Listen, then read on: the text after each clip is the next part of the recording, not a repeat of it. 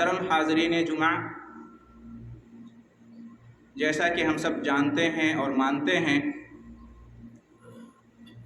کہ قیامت کے دن سب سے پہلے جس عمل کا حساب لیا جائے گا، جس عبادت کے بارے میں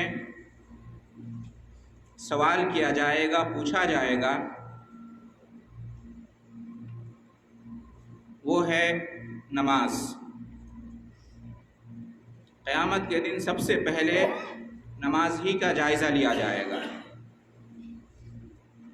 اور جو اس میں پاس ہو جائے گا اس کے لیے کامیابی ہے، اور جو اس میں فیل ہو جائے گا اس کے لیے ناکامی ہے۔ چیک کیا جائے گا ہر ایک کی نماز کو کہ اس نے دنیا میں جو نماز پڑھی تھی وہ کیسی تھی،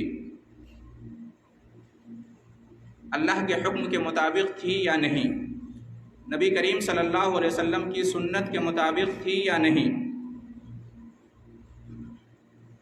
تو یہ معلوم کیا جائے گا، اور جس کی نماز درست نکلے گی تو اس کا معاملہ آگے کا آسان ہو جائے گا، اس کے لیے خوشخبری ہوگی، اور جس کی نماز درست نہیں نکلے گی تو اس کا معاملہ آگے کا مشکل ہو جائے گا۔ گویا جو نماز میں پاس ہو جائے گا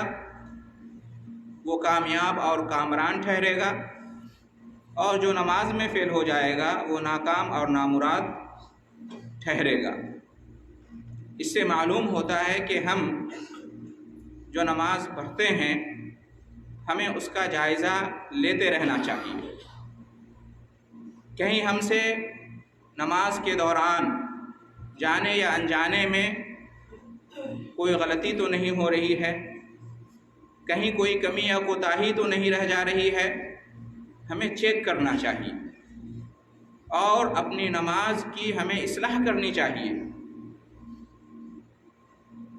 ہمیں چاہیے کہ ہم اپنی نماز حکم الہی اور سنت رسول صلی اللہ علیہ وسلم کے مطابق ادا کریں۔ ہماری نماز اچھے انداز میں اور خوبصورت طریقے پر ادا ہو، یہ ہماری کوشش ہونی چاہیے۔ ہمیں دعا سکھائی گئی ہے، اللہم اعنی علی ذکرک و شکرک و حسن عبادتک، کہ اللہ میری مدد فرما اپنے ذکر پر اور اپنے شکر پر اور اپنی اچھی عبادت پر۔ تو ہمیں صرف عمل یا عبادت کا حکم نہیں دیا گیا ہے، بلکہ یہ حکم دیا گیا ہے کہ ہمارا عمل، ہماری عبادت اچھے طریقے پر ادا ہو، ہمارا عمل اچھا ہو، ہماری عبادت اچھی ہو۔ لِيَبْلُوَكُمْ أَيُّكُمْ أَحْسَنُ عَمَلًا، اللہ تعالیٰ نے جو زندگی اور موت کا نظام بنایا ہے اس دنیا کے اندر، اس کا مقصد یہی ہے، لِيَبْلُوَكُمْ، تاکہ تمہیں آزمائے، أَيُّكُمْ أَحْسَنُ عَمَلًا، کس کا عمل زیادہ اچھا ہے، کون عمل میں اچھا ہے۔ تو معلوم یہ ہوا کہ ہمیں اپنے عمل کا، اپنی عبادت کا جائزہ لیتے رہنا چاہیے۔ تمام عبادات میں سب سے عظیم عبادت ہے نماز۔ جب ہم لوگوں کی نمازوں کو دیکھتے ہیں تو ہمیں بہت ساری خامیاں، کوتاہیاں، غلطیاں نظر آتی ہیں۔ ان میں سے ایک قسم کی غلطیاں وہ ہیں جو مقتدی امام کے ساتھ کرتا ہے۔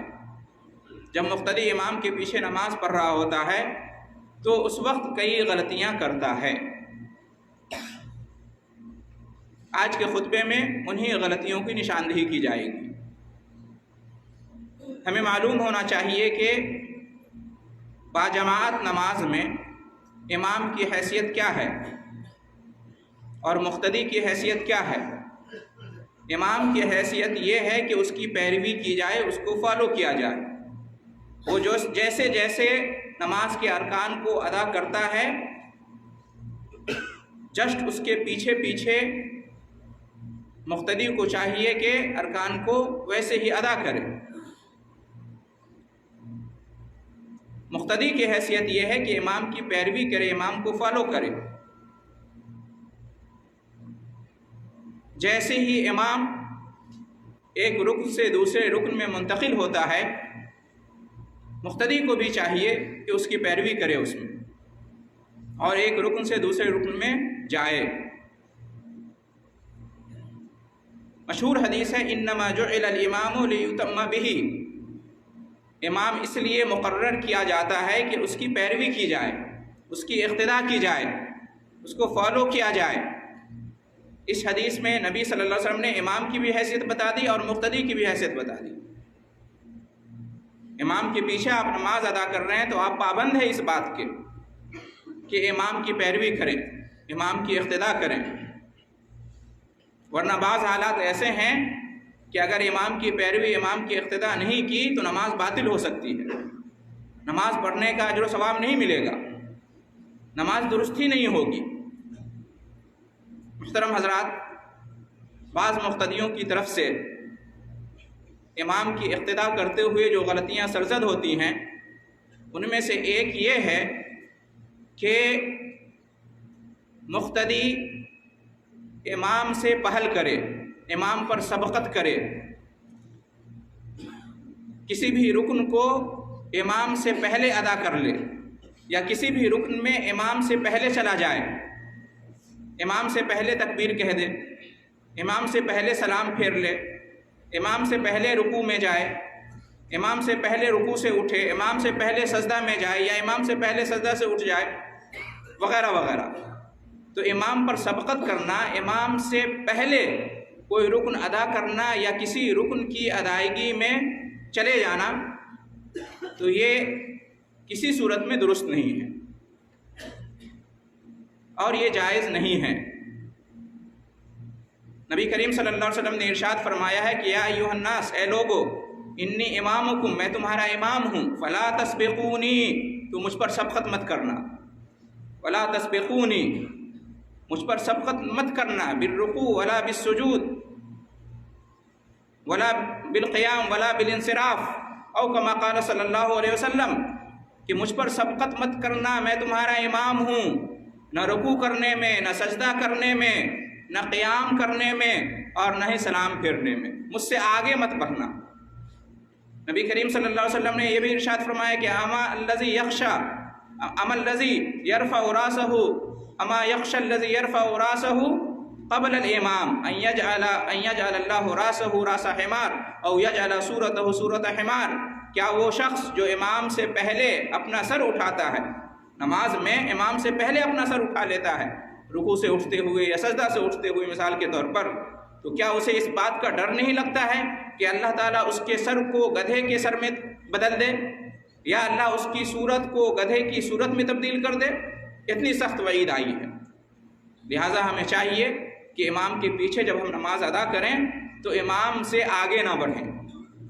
امام پر سبقت نہ کریں، امام پر پہل نہ کریں، امام سے پہلے رکن ادا نہ کریں، امام سے پہلے کسی رکن کی ادائیگی کے لیے جھک نہ جائیں، اٹھ نہ جائیں۔ اس بات کا خیال رکھنا بہت ہی ضروری ہے۔ ایک غلطی یہ ہوتی ہے۔ دوسری غلطی جو نوٹ کی جاتی ہے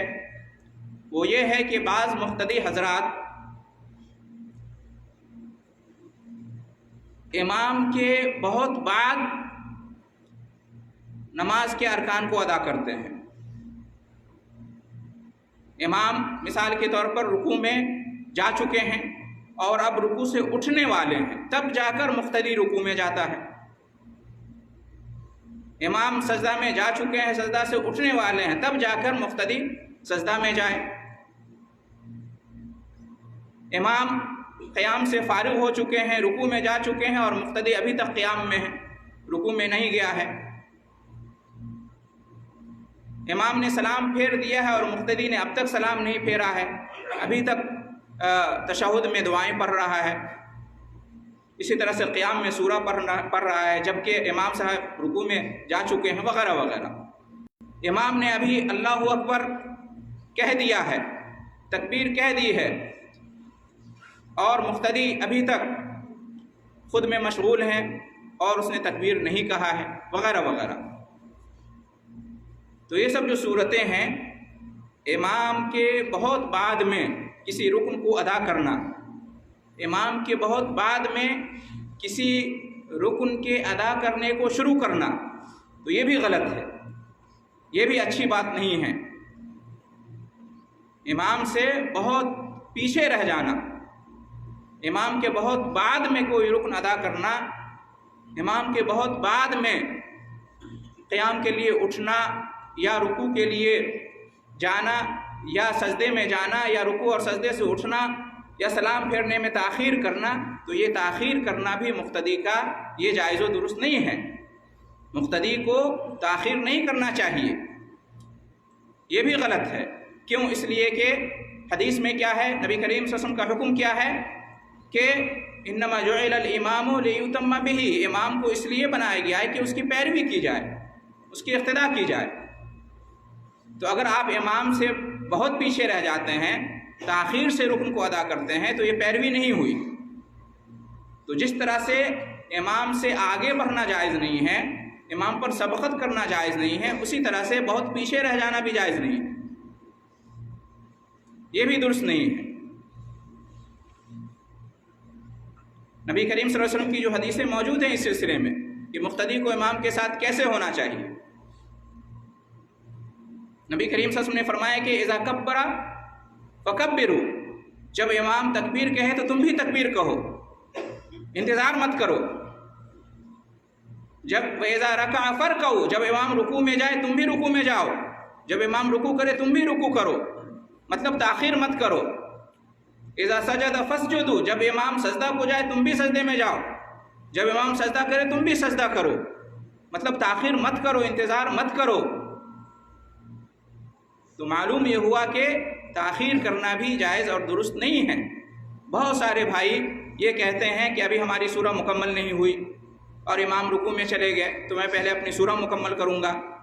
گرچہ رکوع فوت ہو جائے امام کے ساتھ یا بالکل آخر میں جا کے ملے جب امام رکوع سے اٹھنے والے ہوں، یہ غلط طریقہ ہے۔ اسی طرح سے رکوع اور سجدے میں کہتے ہیں کہ ہماری تسبیحات مکمل نہیں ہوئی اور امام صاحب اٹھ گئے ہیں، آپ بھی اٹھ جائیے، ایک بار بھی آپ نے تسبیح پڑھ لی تو کافی ہے، اب مزید انتظار اور تاخیر مت کیجیے۔ امام صاحب نے سلام پھیر دیا ہے اور آپ یہ مت سوچئے کہ میری اتحیات مکمل نہیں ہوئی، میرا درود مکمل نہیں ہوا اور میری دعائیں مکمل نہیں ہوئی، اس میں آپ کا قصور ہے۔ اتنا وقت تو رہتا ہے بہرحال کہ انسان اتحیات کم سے کم پڑھ لے، درود پڑھ لے، یہ سب ضروری ہے۔ اس کے بعد کی جو دعائیں ہیں وہ ضروری نہیں ہیں، پڑھ لیا تو ٹھیک، اگر نہیں پڑھ پائے تو کوئی بات نہیں، امام نے سلام پھیرا آپ بھی سلام پھیر دیجیے۔ تو تاخیر کرنا یہ جائز اور درست نہیں ہے۔ تیسری صورت جو اس سلسلے میں غلطی دیکھی جاتی ہے وہ یہ ہے کہ بالکل امام کے ساتھ ساتھ، امام کے برابر برابر چلنا، یہ بھی مناسب نہیں ہے۔ بالکل امام نے جیسے ہی شروع کیا تو ساتھ میں آپ بھی شروع کریں اور امام کے ختم کرنے سے پہلے آپ ختم کر دیں، یعنی بالکل ساتھ ساتھ برابر امام کے ساتھ تکبیر کہنا، امام کے ساتھ رکوع میں جانا، امام کے ساتھ سجدے میں جانا، امام کے ساتھ سلام پھیرنا، ذرا بھی انتظار نہ کرنا، یہ بھی غلط ہے، یہ بھی مناسب طریقہ نہیں ہے، کیونکہ اس کو بھی پیروی نہیں کہتے ہیں، اس کو بھی اقتداء نہیں کہتے ہیں۔ آپ تو بالکل برابر برابر جا رہے ہیں، بالکل ساتھ ساتھ جا رہے ہیں، تو یہ بھی درست نہیں ہے، اس کا نام اقتداء نہیں، اس کا نام پیروی نہیں ہے۔ اقتداء اور پیروی کا مطلب یہ ہے کہ امام کے بعد آپ شروع کریں اپنا کام، اور امام کے ختم کرنے سے پہلے اپنا کام ختم نہ کریں، تو یہ بھی غلط طریقہ ہے کہ بالکل امام کے ساتھ ساتھ، امام کے برابر برابر رکن ادا کیا جائے۔ اس لیے کہ حدیث کے الفاظ کیا ہیں، اذا کبر فکبروا واذا رکع فارکعوا واذا سجد فاسجدوا، جب امام تکبیر کہے تب تم تکبیر کہو، یہ نہیں کہ امام کے ساتھ ساتھ تکبیر کہو، جب امام رکوع میں جائے تب تم رکوع میں جاؤ، جب امام سجدہ میں جائے تب تم سجدے میں جاؤ، یہ نہیں کہا کہ برابر برابر ساتھ ساتھ کرو، ساتھ ساتھ رکوع کرو، ساتھ ساتھ سجدہ کرو، بلکہ پیچھے پیچھے، جسٹ پیچھے پیچھے، زیادہ تاخیر بھی نہ ہو، زیادہ انتظار بھی نہ کریں اور آگے بھی نہ بڑھیں اور بالکل ساتھ ساتھ برابر بھی نہ جائیں۔ پیروی اور فالو آپ سب جانتے ہیں اس کا مطلب کیا ہوتا ہے، یعنی جسٹ امام کے پیچھے پیچھے کرنا، تو یہ ہونا چاہیے۔ لیکن افسوس کا مقام ہے کہ کئی مقتدی حضرات ان باتوں کا خیال نہیں کرتے ہیں، شعوری طور پر یا غیر شعوری طور پر غلطیاں کر بیٹھتے ہیں۔ بعض لوگ امام سے آگے آگے اپنے ارکان کو ادا کرنے میں لگ جاتے ہیں، تو بعض لوگ بہت پیچھے رہ جاتے ہیں، تاخیر کرتے ہیں، انتظار کرتے ہیں، تو بعض لوگ بالکل ساتھ ساتھ برابر چلتے ہیں۔ یہ تینوں ہی طریقے غلط ہیں۔ چوتھا طریقہ درست ہے، اور وہ یہ ہے کہ امام کی پیروی کی جائے، امام کی اقتداء کی جائے۔ جسٹ امام کے فوراً بعد انسان رکوع میں، سجدہ میں اور قیام میں اور سلام میں جائے، یہ اقتداء ہے اور یہ پیروی ہے، اسی کا حکم دیا گیا ہے۔ تبھی جا کر باجماعت نماز کی صورت ہوگی، ورنہ پھر جماعت کے ساتھ نماز پڑھنے کا کوئی فائدہ نہیں۔ امام کو امام اس لیے کہتے ہیں کہ امام آگے ہوتا ہے، امام کا معنی ہی ہوتا ہے آگے، اور مقتدی اس کو کہتے ہیں جو پیچھے ہوتا ہے، اقتداء کرنے والا۔ لہٰذا ضروری ہے کہ ہماری نماز میں اگر اس طرح کی غلطیاں ہو رہی ہیں تو ہم جائزہ لیں اور اعتراف کریں کھلے دل سے، اور اپنی نمازوں کی اصلاح کریں، تاکہ قیامت کے دن جب حساب ہو تو ہم اس میں پاس ہو سکیں۔ اگر غفلت برتتے ہیں، لاپرواہی برتتے ہیں، اور نماز حکم الہی اور سنت رسول کے مطابق ہو رہی ہے یا نہیں ہو رہی ہے، اس کی ہم کوئی پرواہ نہیں کرتے ہیں، کوئی فکر نہیں کرتے ہیں، ہمیں اس سے کوئی مطلب نہیں، بس ہم سمجھتے ہیں کہ کسی بھی طرح سے نماز ادا ہو جائے، ایک بوجھ سمجھ کر، ایک رسمی ڈیوٹی سمجھ کر ہم چاہتے ہیں کہ کسی بھی طرح ادا ہو جائے، تو پھر یاد رکھیے اتنی محنت کرنے کا، اس کے لیے وقت دینے کا فائدہ نہیں ہونے والا ہے، اجر و ثواب نہیں ملنے والا ہے۔ اس لیے ضروری ہے کہ جس عبادت کے لیے اللہ تعالیٰ نے ہم کو پیدا کیا ہے، اور جس میں سب سے پہلے نمبر پر نماز ہے، فرض نماز جو جماعت کے ساتھ مردوں کو مسجد میں جا کر ادا کرنی چاہیے، وہ مکمل سنت رسول صلی اللہ علیہ وسلم کے مطابق ہو اور اللہ رب العالمین کے احکام کے مطابق ہو، تبھی ہماری عبادت اچھے طریقے پر ادا ہو پائے گی، اور قیامت کے دن اس کا ثمرہ اور اس کا فائدہ ہمیں ملے گا۔ دعا ہے اللہ رب العالمین سے کہ ہم سب کو توفیق عطا فرمائے کہ ہم اپنے تمام اعمال کی اصلاح کریں، بطور خاص عبادات کی، اور عبادات میں بھی بالخصوص نماز کی ہم اصلاح کریں، نماز کی فکر کریں، نماز میں ہم درست طریقہ کو اپنائیں اور اصلاح اور درستگی کا خیال رکھیں۔ ہماری کوشش ہو اللہ رب العالمین ہمیں توفیق دے کہ ہماری نماز اچھے طریقے سے ادا ہو، اللہ تعالی ہماری نمازوں کو، تمام عبادات اور اعمال کو قبول فرمائے اور اس پر مکمل اجر اور ثواب سے نوازے۔ آمین۔ وآخر دعوانا ان الحمد للہ رب العالمین۔